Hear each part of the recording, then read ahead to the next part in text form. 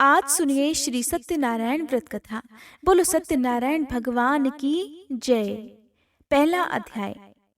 एक समय नैमिषारण्य तीर्थ में शौनक आदि सभी ऋषियों और मुनियों ने पुराण शास्त्र के वेत्ता श्री सूत जी महाराज से पूछा, हे महामुने, किस व्रत अथवा तपस्या से मनोवांछित फल प्राप्त होता है, उसे हम सब सुनना चाहते हैं।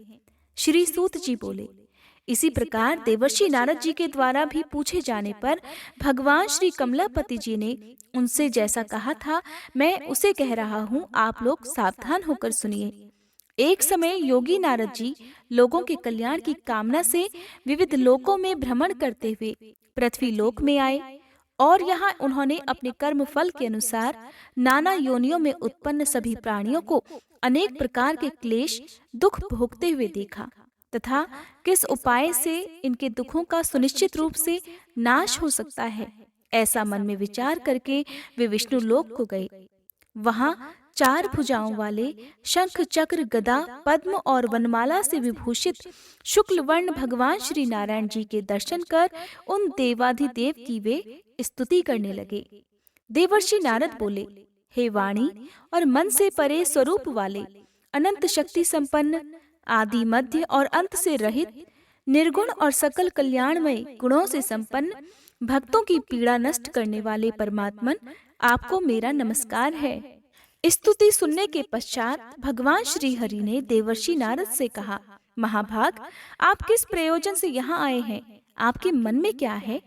तब देवर्षि नारद कहने लगे, हे भगवान, पृथ्वी लोक में अपने पाप कर्मों के द्वारा विभिन्न योनियों में उत्पन्न सभी लोग बहुत प्रकार के क्लेशों से दुखी हो रहे हैं।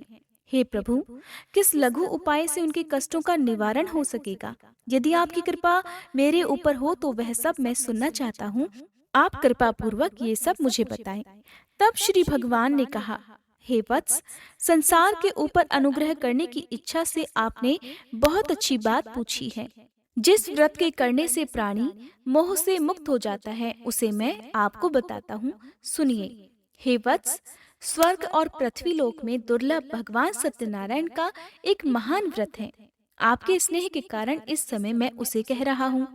अच्छी प्रकार विधि विधान से भगवान सत्यनारायण जी का व्रत करके मनुष्य शीघ्र ही सुख प्राप्त कर परलोक में मोक्ष प्राप्त कर सकता है।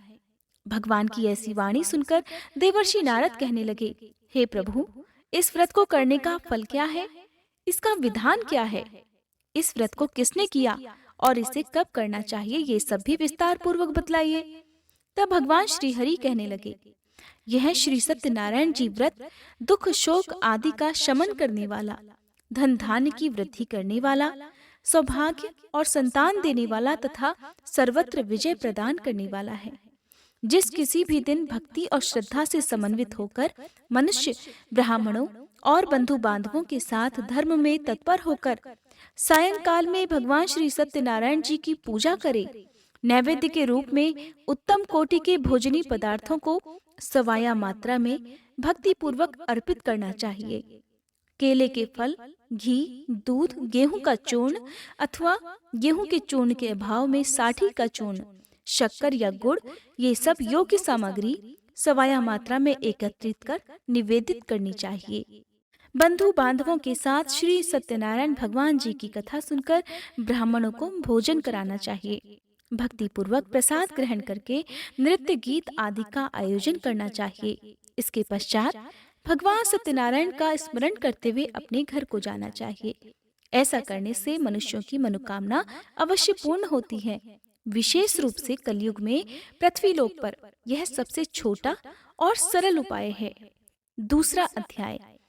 श्री सूत जी ने कहा, हे ऋषियों, जिन्होंने पहले समय में इस व्रत को किया है उसका इतिहास भी बताता हूँ, आप सब ध्यान पूर्वक सुने।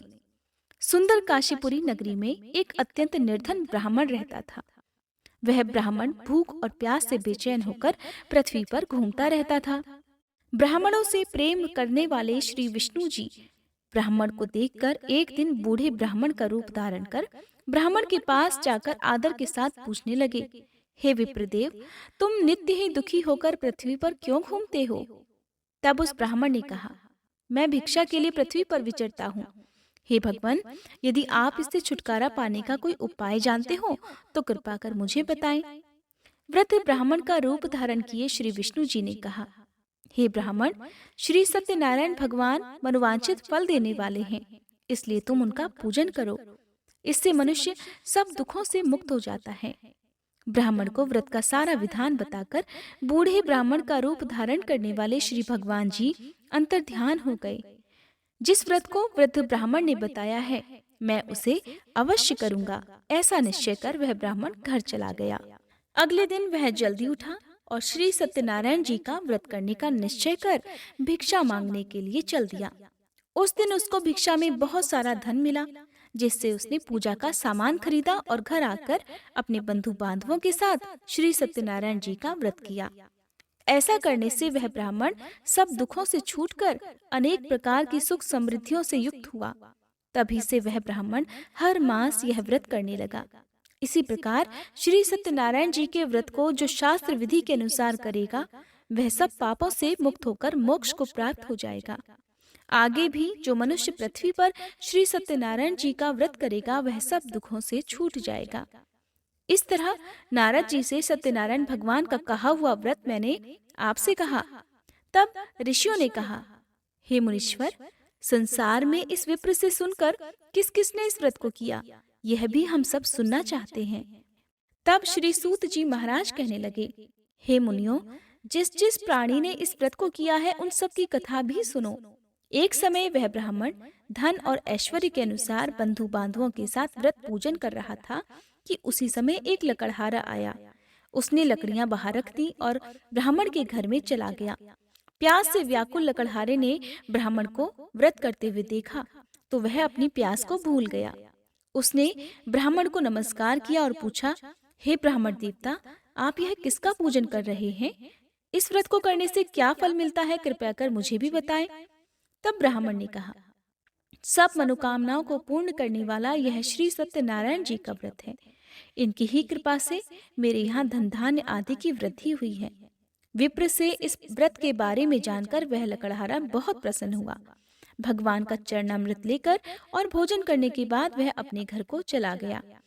अगले दिन लकड़हारे ने अपने मन में निश्चय किया कि आज गांव में लकड़ी बेचने से जो भी धन मिलेगा, मैं उसी से भगवान सत्यनारायण का उत्तम व्रत करूंगा। ऐसा मन में विचार कर वह लकड़हारा लकड़ियां लेकर अपने सिर पर रखकर जिस नगर में धनवान लोग रहते थे, वहां चला गया। उस दिन लकड़हारे को लकड़ियों के बदले चौगुने दाम मिले। अब वह बूढ़ा लकड़हारा बहुत प्रसन्न होकर पके केले, शक्कर, शहद, घी, दूध, दही और गेहूं का चूर्ण इत्यादि श्री सत्यनारायण भगवान के व्रत की सभी सामग्री लेकर अपने घर आ गया। फिर उसने अपने बंधु बांधवों को बुलाकर विधि विधान के साथ भगवान की पूजा और व्रत किया। उस व्रत के प्रभाव से वह बूढ़ा लकड़हारा धन, पुत्र आदि से युक्त हुआ और संसार के समस्त सुख भोग कर वैकुंठ को चला गया। तीसरा अध्याय। श्री सूत जी ने कहा, हे श्रेष्ठ मुनियों, अब एक और कथा कहता हूँ। पूर्व काल में उल्कामुख नाम का एक बुद्धिमान राजा था। वह सत्य वक्ता और जितेंद्रिय था। प्रतिदिन मंदिरों में जाता और गरीबों को धन देकर उनके कष्ट दूर किया करता था। उसकी पत्नी सुंदर और सती साध्वी थी। भद्रशिला नदी के तट पर उन दोनों ने श्री सत्यनारायण भगवान जी का व्रत किया। साधु नामक एक वैश्य राजा को व्रत करते देखकर उनसे पूछने लगा, हे राजन, भक्ति युक्त मन से आप यह क्या कर रहे हैं? मेरी सुनने की इच्छा है। तब महाराज उल्कामुख ने कहा, हे साधु वैश्य, मैं अपने बंधु बांधवों के साथ संतान प्राप्ति के लिए महाशक्तिमान सत्यनारायण भगवान जी का व्रत और पूजन कर रहा हूँ। तब उसने कहा, हे राजन, मुझे भी इस सब का विधि विधान बताइए। मैं भी आपके कहे अनुसार इस व्रत को करूंगा। मुझे कोई संतान नहीं है और मुझे विश्वास है कि इससे निश्चय ही मेरे यहाँ भी संतान होगी। राजा से सब विधान सुनकर व्यापार से निवृत्त होकर वह वैश्य खुशी खुशी अपने घर आ गया। वैश्य ने अपनी पत्नी लीलावती से संतान देने वाले उस व्रत का समाचार सुनाया और निश्चय किया कि जब हमारे यहाँ संतान होगी तब मैं भी इस व्रत को करूंगा। एक दिन उसकी पत्नी लीलावती सांसारिक धर्म में प्रवृत्त होकर गर्भवती हो गई। उसने एक सुंदर कन्या को जन्म दिया। कन्या का नाम कलावती रखा गया। इसके बाद लीलावती ने अपने पति को याद दिलाया कि आपने जो भगवान का व्रत करने का संकल्प लिया था, अब आप उसे पूरा कीजिए। साधु वैश्य ने कहा, हे प्रिय, मैं कन्या के विवाह पर इस व्रत को अवश्य करूंगा। इस प्रकार अपनी पत्नी को आश्वासन देकर वह व्यापार करने चला गया। काफी दिनों के बाद वह लौटा तो उसने नगर में सखियों के साथ अपनी पुत्री को खेलते देखा। वैश्य ने तुरंत कलावती के लिए कोई सुयोग्य वर की तलाश की। कंचन नगर के एक सुयोग्य वणिक पुत्र से अपने बंधु बांधवों सहित प्रसन्न मन से अपनी पुत्री का विवाह उसके साथ कर दिया। वैश्य विवाह के समय भी सत्यनारायण भगवान का व्रत करना भूल गया। इस पर श्री सत्यनारायण भगवान की लीला हुई। अपने कार्य में कुशल साधु नामक वैश्य अपने जमाता सहित नाव को लेकर व्यापार करने के लिए समुद्र के समीप स्थित रत्नसारपुर नगर में गया। दोनों ससुर और जमाई राजा चंद्रकेतु के नगर में व्यापार करने लगे। एक दिन भगवान सत्यनारायण की माया से प्रेरित एक चोर राजा का धन चुराकर भागा जा रहा था। राजा के दूतों को अपने पीछे आते देखकर चोरों ने घबराकर राजा के धन को उनकी नाव में रखा और भाग गए, जहां ससुर और जमाई थे। राजा के दूतों ने जब धन को उनकी नाव में रखा देखा तो पकड़कर राजा के पास जाकर कहने लगे, महाराज, हम ये दो चोर पकड़कर लाए हैं, आप आज्ञा दीजिए। राजा ने कारागार में डालने की आज्ञा दे दी। इस प्रकार राजा की आज्ञा से उनको कठिन कारावास में डाल दिया गया तथा उनका सारा धन भी ले लिया गया। सत्यनारायण भगवान जी की लीला के अनुसार साधु वैश्य की पत्नी लीलावती और पुत्री कलावती भी घर पर बहुत दुखी हुई। उनके घर में रखा हुआ सारा धन चोर चुरा कर ले गए। एक दिन शारीरिक और मानसिक पीड़ा से और भूख प्यास से अति दुखित होकर भोजन की चिंता में कलावती एक ब्राह्मण के घर गई। उसने श्री सत्यनारायण भगवान का व्रत होते देखा। उसने कथा सुनी और प्रसाद ग्रहण कर रात को घर आई। तब माता ने कलावती से पूछा, हे पुत्री, तू अब तक कहाँ रही और तेरे मन में क्या है? तब कलावती कहने लगी, हे माता, मैंने श्री सत्यनारायण भगवान का व्रत होते देखा है। तब कलावती के वचन सुनकर लीलावती ने सत्यनारायण भगवान जी के पूजन की तैयारी की। उसने परिवार और बंधु बांधवों सहित मिलकर श्री सत्यनारायण भगवान जी का पूजन और व्रत किया और मनोकामना मांगी कि मेरे पति और दामाद शीघ्र ही घर लौट आए। साथ ही उसने प्रार्थना भी की कि हे प्रभु, हम सबके अपराध क्षमा कीजिए। श्री सत्यनारायण भगवान जी इस व्रत से संतुष्ट हो गए। उन्होंने राजा चंद्रकेतु को स्वप्न में दर्शन देकर कहा, हे राजन, जिन दोनों वैश्यों को तुमने बंदी बना रखा है वे निर्दोष हैं, उन्हें प्रातःकाल ही छोड़ देना। राजा से ऐसा कहकर भगवान अंतर्ध्यान हो गए। प्रातःकाल राजा चंद्रकेतु ने सभा में सभी को अपना स्वप्न सुनाया और सैनिकों को आज्ञा दी कि दोनों को कारागार से मुक्त कर सभा में लाया जाए। दोनों ने आते ही राजा को प्रणाम किया।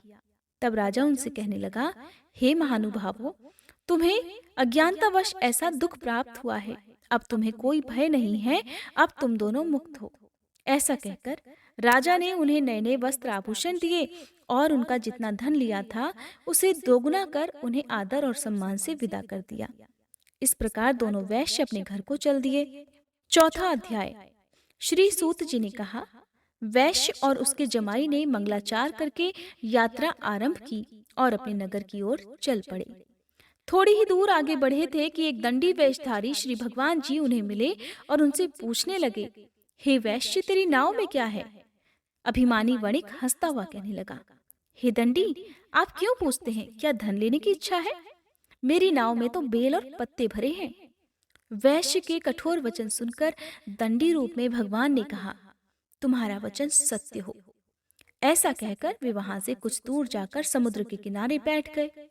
दंडी महाराज के जाने के पश्चात वैश्य ने नित्य क्रिया से निवृत्त होने के बाद जब नाव को ऊंची उठी देखा तो बड़ी हैरानी हुई और नाव में बेलपत्ते आदि देखकर मूर्छित होकर जमीन पर गिर पड़ा। होश आने पर अत्यंत शोक प्रकट करने लगा। तब उसके जमाई ने कहा, पिताजी, आप शोक न करें, यह दंडी महाराज का ही श्राप है, अतः उनकी शरण में ही हमें चलना चाहिए, तभी हमारी मनोकामना पूरी हो सकेगी। जमाई के वचन सुनकर दंडी महाराज के पास पहुंचा और भक्तिभाव से उन्हें प्रणाम करके कहने लगा, हे प्रभु, मैंने जो आपसे असत्य वचन कहे थे उनके लिए मुझे क्षमा कर दीजिए। ऐसा कहकर वैश्य रोने लगा। तब दंडी भगवान बोले, हे वणिक पुत्र, मेरी आज्ञा से ही तुझे बार बार दुख प्राप्त हुआ है, क्योंकि तू मेरी पूजा से विमुख हुआ है। तब उसने कहा, हे भगवान, आपकी माया से ब्रह्मादि देवता भी आपके रूप को नहीं जान पाते, तब मैं अज्ञानी भला कैसे जान सकता हूँ? आप प्रसन्न होइए, मैं अपनी सामर्थ्य के अनुसार आपकी पूजा करूंगा। कृपया मेरी रक्षा कीजिए और पहले के समान मेरी नौका को धन से भर दीजिए। उसके इस प्रकार भक्ति युक्त वचन सुनकर सत्यनारायण भगवान प्रसन्न हो गए और उसकी इच्छा अनुसार वरदान देकर अंतर्ध्यान हो गए। तब ससुर और जमाई दोनों ने नाव पर आकर देखा कि नाव तो धन से भरी हुई थी। फिर वह भगवान सत्यनारायण जी का पूजन कर अपने जमाई सहित अपने नगर की ओर चल पड़ा। जब वह अपने नगर के निकट पहुंचा, तब उसने एक दूत को अपने घर भेज दिया। दूत ने वैश्य के घर जाकर उसकी पत्नी को नमस्कार किया और कहने लगा, आपके पति अपने दामाद सहित इस नगर के समीप आ गए हैं। लीलावती और उसकी कन्या कलावती उस समय भगवान का पूजन कर रही थी। दूत का वचन सुनकर साधु की पत्नी ने बड़े हर्ष के साथ सत्यदेव का पूजन पूर्ण किया और अपनी पुत्री से कहने लगी, मैं अपने पति के दर्शन को जाती हूँ, तू भी पूजा समाप्त कर शीघ्र आ जाना। परंतु कलावती पूजन और प्रसाद छोड़कर जल्दी जल्दी अपने पति के दर्शन करने के लिए चली गई, परंतु उसको पति के दर्शन प्राप्त ही नहीं हुए। नौका को डूबा हुआ और कन्या को रोती हुई देखकर वैश्य दुखी होकर कहने लगा, हे प्रभु, मुझसे या मेरे परिवार से जो भूल हुई है उसे क्षमा कीजिए। इस प्रकार वह रोने लगा। उसके दीन वचन सुनकर सत्यनारायण भगवान फिर से प्रसन्न हो गए। तभी आकाशवाणी हुई, हे वैश्य, तेरी कन्या प्रसाद छोड़कर आई है, इसका पति इसी कारण अदृश्य हो गया है। अब यदि तेरी कन्या घर जाकर प्रसाद खाकर लौटे तो इसका पति इसे अवश्य मिल जाएगा। आकाशवाणी सुनकर कलावती ने घर पहुंचकर पूजन विधिवत समाप्त किया और प्रसाद ग्रहण करके अपने पति के दर्शन किए। तत्पश्चात वैश्य ने वहीं बंधु बांधवों सहित भगवान सत्यनारायण का विधि पूर्वक पूजन किया और वह इस लोक के सभी सुख भोगकर अंत में स्वर्गलोक को चला गया। 5वां अध्याय। श्री सूत जी ने आगे कहा, हे ऋषियों, मैं एक और कथा भी कहता हूँ। प्रजा पालन में लीन तुंगध्वज नाम का एक राजा रहा करता था। उसने भगवान सत्यनारायण का प्रसाद त्याग कर बहुत दुख पाया। एक समय राजा वन में वन्य पशुओं को मारकर बड़ के वृक्ष के नीचे आया। वहां उसने ग्वालों को भक्ति भाव से बंधु बांधवों सहित श्री सत्यनारायण जी का व्रत पूजन करते देखा। परंतु राजा ये सब देखकर भी अभिमानवश न तो वहां गया और न ही सत्यनारायण भगवान को प्रणाम किया। जब ग्वालों ने भगवान जी का प्रसाद उसके सामने रखा तो वह प्रसाद त्याग कर अपने नगर को चला गया। नगर में पहुंचकर उसने देखा कि उसका सब कुछ नष्ट हो गया है। वह समझ गया कि यह सब भगवान सत्यनारायण ने ही किया है। तब वह वापस उसी स्थान पर आया और ग्वालों के पास गया और विधि पूर्वक पूजन कर प्रसाद ग्रहण किया तो सत्यनारायण भगवान की कृपा से सब कुछ पहले जैसा ही हो गया और फिर वह सारे सुख भोग कर अंत में स्वर्गलोक को चला गया। जो मनुष्य इस परम दुर्लभ व्रत को करेगा, श्री सत्यनारायण भगवान की कृपा से उसे धन धान्य की प्राप्ति होगी। इस व्रत के प्रभाव से निर्धन धनी बंदी बंधन से मुक्त होकर निर्भय हो जाता है। संतानहीनों को संतान प्राप्ति होती है और सभी मनोरथ पूर्ण होकर अंत में वह वैकुंठ धाम को जाता है। जिन्होंने पहले इस व्रत को किया, अब उनके दूसरे जन्म की कथा भी सुनिए। शतानंद नामक ब्राह्मण ने सुदामा के रूप में जन्म लेकर भगवान कृष्ण की भक्ति कर मोक्ष प्राप्त किया। उल्कामुख नाम के महाराज राजा दशरथ बने और श्री रंगनाथ जी का पूजन कर वैकुंठ को प्राप्त हुए। साधु नाम के वैश्य ने धर्मात्मा और सत्य प्रतिज्ञ राजा मोरध्वज बनकर अपने पुत्र को आरे से चीरकर मोक्ष को प्राप्त हुए। महाराज तुंगध्वज स्वयंभू मनु हुए। उन्होंने बहुत से लोगों को भगवान की भक्ति में लीन कर मोक्ष प्राप्त किया और वह लकड़हारा भील अपने अगले जन्म में गुह नामक निषाद राजा हुआ, जिसने भगवान श्री राम के चरणों की सेवा कर मोक्ष प्राप्त किया। सत्यनारायण भगवान व्रत कथा समाप्त। सभी प्रेम से बोलिए सत्यनारायण भगवान की जय।